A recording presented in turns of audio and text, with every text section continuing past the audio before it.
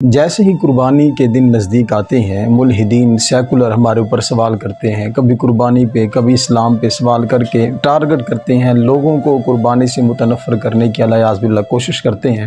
طرح طرح کے سوال کرتے ہیں۔ سوال ہوتا ہے کہ قربانی کرنے سے بہتر ہے کسی غریب کی بیٹی کی شادی کر دو،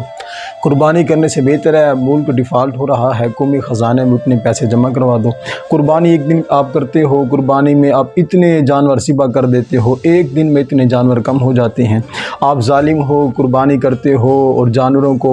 ذبح کرتے ہو، ان کا گوشت کھا جاتے ہو۔ یہ ساری اس طرح کے اعتراضات مسلمانوں پہ کیے جاتے ہیں۔ الیاذ باللہ پس پردہ یہ قربانی، یہ اسلام کو ٹارگٹ کرنے کی کوشش کرتے ہیں، عوام کو قربانی سے متنفر کرنے کی اور ان کی ذہن سازی کرنے کی کوشش کرتے ہیں۔ ان سوالوں کے جوابات انشاءاللہ العزیز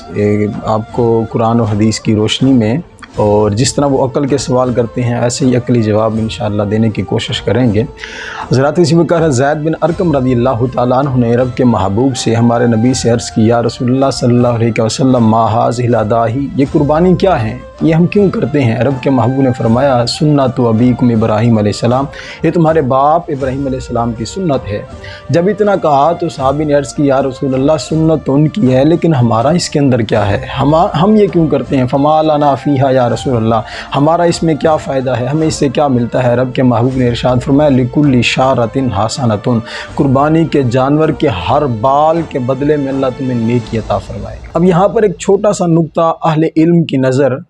کہ لکل شارۃ حسنۃ تنوین کی کئی قسمیں ہیں، جس میں سے ایک تحقیر ہے اور ایک تعظیم کی بھی ہے۔ یہاں پہ لکل شارۃ کے نیچے جو تنوین ہے یہ تحقیر کی ہے، مطلب کہ قربانی کے جانور کا چاہے کوئی بڑا بال ہو، چاہے کوئی چھوٹا بال ہو، چاہے کوئی اس کے جسم کے اوپر ہو یا پھر اس کی ٹانگ کے اوپر ہو، جہاں کہیں بھی اس کا بال ہو، اللہ اس ہر ایک بال کے بدلے میں تمہیں نیکی عطا فرمائے گا۔ اور حسنۃ کے اوپر جو تنوین ہے یہ تعظیم کی ہے، یعنی بال چاہے چھوٹا ہو اللہ نیکی تمہیں بڑھا کے عطا فرمائے گا۔ اور اس کے ساتھ ساتھ مشکات المصابیح صفحہ نمبر 128 کے اوپر یہ حدیث پاک مرقوم ہے، رب کے محبوب نے ارشاد فرمایا ما عمل ابن آدم من عمل یوم النحر احب الی اللہ تعالی من احراق دمی وانہ لیأتی یوم القیامت بقرونہا واشعارہا وازلافہا وان الدم لیقع عند اللہ قبل ان یقع علی الارض فطیبوا بہا نفسا۔ فرمایا جب یوم النحر ہوتے ہیں، 10، 11 اور 12 ذی الحج کے دن ہوتے ہیں جن میں قربانی کے جانور کو ذبح کرنا ہوتا ہے، اللہ رب العزت کو سب سے زیادہ پسندیدہ عمل جو لگتا ہے وہ عمل قربانی کا جانور کو ذبح کرنا ہے، اس کا خون بہانا ہے۔ فرمایا قیامت کے دن ہوگا، یہ جانور آئے گا، یہ قربانی کا جانور آئے گا اپنے بال سمیت، اپنے کھر سمیت، اپنے سینگ سمیت۔ اور اس کے آگے رب کے محبوب نے جو شان بیان فرمائی ہے قربانی کے جانور کے خون کی، فرمایا وَإِنَّ الدَّمَ لَيَقْعُ عِندَ اللَّهِ قَبْلَ أَن يَقْعَ عَلَى الْأَرْضِ، قربانی کے جانور کا خون کا جو قطرہ ہوتا ہے وہ زمین پر بعد میں گرتا ہے، پہلے اللہ کی بارگاہ میں مقبول ہو جاتا ہے۔ فرمایا فطیبوا بہا نفسا، قربانی خوش دلی کے ساتھ کیا کرو۔ یہ آج کل کے جو ملحدین، یہ سیکولر قسم کے لوگ ہمارے اوپر اعتراض کرتے ہیں، ان کی باتوں میں نہیں آنا، پھر سوال کرتے ہیں جی یہ آپ نے کسی غریب کی بیٹی کی شادی کر دینی ہے۔ ایک سادہ سا قانون ہے، پاکستان کے اندر بھی ہے، یہ دنیا کے اندر کچھ قانون ہیں۔ پاکستان کے اندر اگر کسی نے بیع نامہ کرنا ہو، کوئی معاملہ کرنا ہو، آپس کے اندر طے کرنا ہو، تو وہاں پہ یہ کرتے ہیں کہ وہاں پہ اسٹامپ پیپر لے کے آتے ہیں، اس کے اوپر لکھا جاتا ہے، پھر وہ اسٹامپ پیپر کے اوپر جو لکھا ہوتا ہے وہ پاکستانی عدالتیں قبول کرتی ہیں، پاکستانی گورنمنٹ قبول کرتی ہے۔ لیکن اگر کوئی بندہ سیکولر یا ملحد یا عقل کا اندھا کھڑا ہو کہہ دے میں جی 2000 کے اسٹامپ پیپر کے بجائے 5000 کا نوٹ لے آتا ہوں، اس کے اوپر یہ بیع نامہ لکھتا ہوں اور کل اس کو لے کے چلا جائے پاکستانی عدالت کے اندر یا گورنمنٹ کے پاس، لو جی ہمارا معاہدہ ہوا تھا لیکن اس کے اوپر یہ عمل نہیں کر رہا، اور تو پاکستانی حکومت اس بیع نامے کو قبول نہیں کرے گی، کیونکہ جو قانون تھا، جو طریقہ تھا اس طریقے کے مطابق نہیں ہے۔ اور اسی طرح جس طرح یہ جہاز، یہ گاڑیاں وغیرہ بنی ہوئی ہیں، ان کے انجن کے اندر، مشینری کے اندر پیٹرول ڈالا جاتا ہے۔ اب کوئی عقل کا اندھا سیکولر یا ملحد قسم کا بندہ کھڑا ہو کہہ دے کہ میں جی پیٹرول کی جگہ ایک قیمتی چیز اس کے اندر عطر ڈالتا ہوں، شمامت العنبر ڈالتا ہوں، کستوری ڈالتا ہوں، اس کی جگہ میں کوئی اور شہد ڈال دیتا ہوں اس کے اندر، تاکہ یہ جب چلے تو میں لوگوں کو بتا سکوں میں نے ایک مہنگی چیز اس کے اندر ڈالی ہے۔ اب اس کو بندہ سمجھا کل کے اندر یہ قانون ہے، اس مشینری کے اندر جب تک پیٹرول نہیں ڈلے گا وہ نہیں چلے گی، تیری کستوری سے وہ نہیں چلنے والی۔ یعنی یہ بھی قانون مضمون ہے رب کے محبوب کی حدیث کی روشنی میں کہ 10، 11 اور 12 ذی الحج کو اللہ کو جو سب سے زیادہ پسندیدہ عمل لگتا ہے وہ قربانی کے جانور کا خون بہانا ہے۔ اب اس کے بدلے میں چاہے تم قربانی کی جگہ پہ پہاڑوں کے برابر سونا خرچ کر دو اللہ کی راہ میں، لیکن وہ ثواب جو قربانی کا ہے پہلے وہ کرنا ہے جس کا حکم دیا ہے، جو واجب ہے اس کو کرنا ہے، یہ نفلی کام بعد میں کرنے ہیں۔ اب سوال ہوتا ہے غریب کی بیٹی کی شادی کر دیں قربانی سے بہتر ہے، تو کبھی اسلام نے منع نہیں کیا غریب کی بیٹی کی شادی کے اوپر ہیلپ کرنے سے، اس کی مدد کرنے سے۔ اسلام تو غریبوں کے ساتھ مدد کرنے کا درس دیتا ہے، لیکن یہ سیکولر، یہ ملحد قسم کے لوگ، ان میں سے کبھی کسی نے اپنی شادی پہ جو غلط رسومات ہیں، جو رسم و رواج ہیں، جو سینکڑوں کروڑوں روپے کا، ارب روپے کا خرچ ہوتا ہے، وہ جو خرچ ہوتا ہے اس میں انہوں نے کبھی کمی نہیں کی، کبھی نہیں کہا کہ اتنا خرچ نہ کرو، اس کو لے جاؤں غریب کی بیٹی کی شادی کر دوں، بلکہ جب قربانی کے دن آئیں گے تو تب ان کا ضمیر جاگ جائے گا، کہیں کہ اس طرح کر دو۔ اسلام تو کہتا ہے کہ غریب کی بیٹی کی شادی ہونی چاہیے، لیکن اسلام یہ نہیں کہتا کہ غریب کی بیٹی کی شادی ہے پورے گاؤں والوں کو بلاؤ، محلے والوں کو بلاؤ، معاشرے والوں کو بلاؤ، قوم کو بلاؤ، برادری کو بلاؤ، پورے پاکستان کو بلاؤ، بلکہ غریب کی بیٹی کی شادی کرنے کا آسان طریقہ اسلام کے اندر ہے، اس کے مطابق عمل کرو اور کرو۔ آج جہیز کی فکر میں پڑے رہتے ہیں، ہندوانہ رسمیں جو ہیں ان کے پیچھے چلتے چلتے کہاں تک لوگ چلے جاتے ہیں، یعنی ان کو پتہ چلا غریب کی بیٹی کا درد نہیں ہے،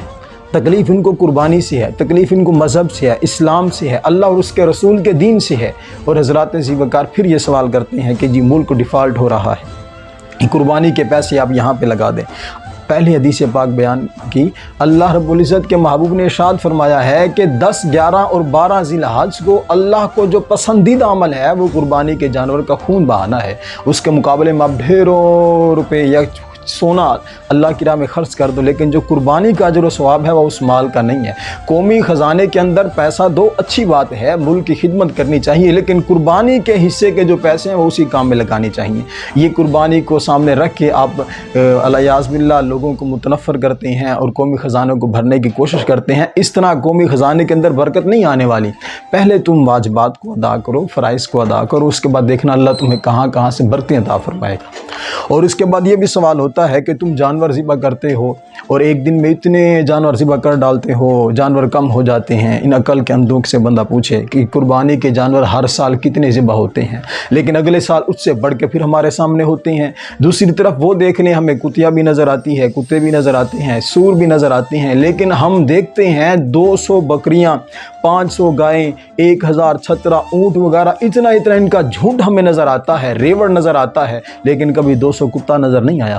کبھی 500 سور اکٹھے نظر نہیں آئے۔ پتہ چلا جو اللہ کے نام کے اوپر قربان ہوتا ہے اللہ اس کے اندر برکت ڈالتا ہے، کیونکہ رب قرآن میں ارشاد فرماتا ہے وَمَا أَنفَقْتُم مِّن شَيْءٍ فَهُوَ يُخْلِفُهُ، تم اللہ کی راہ میں خرچ کرتے ہو اللہ اس کا نائب بنا دیتا ہے، تم 1 دیتے ہو اللہ 10 دیتا ہے۔ اور ایک اور یہاں پہ پوائنٹ والی بات یہ ہے کہ آپ دیکھتے ہیں جب جانور، بڑا جانور، گائے،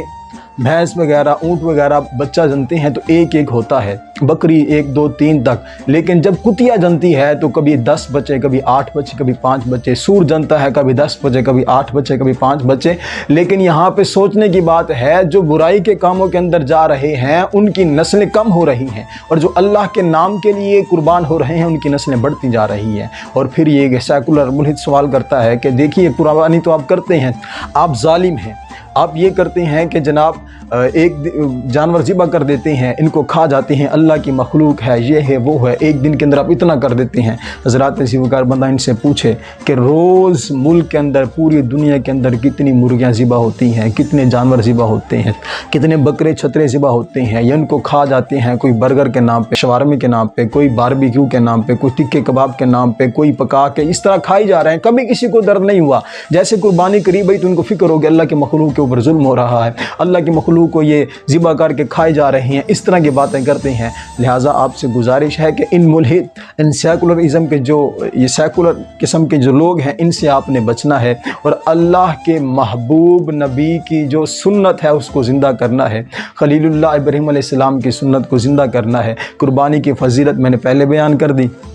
اور اس کے علاوہ رب کے محبوب نے بھی ارشاد فرمایا اللہ کو یہ 3 دنوں کے اندر قربانی ہی سب سے زیادہ پسند ہے، لہٰذا بڑھ چڑھ کے سنت ابراہیمی کو زندہ کریں۔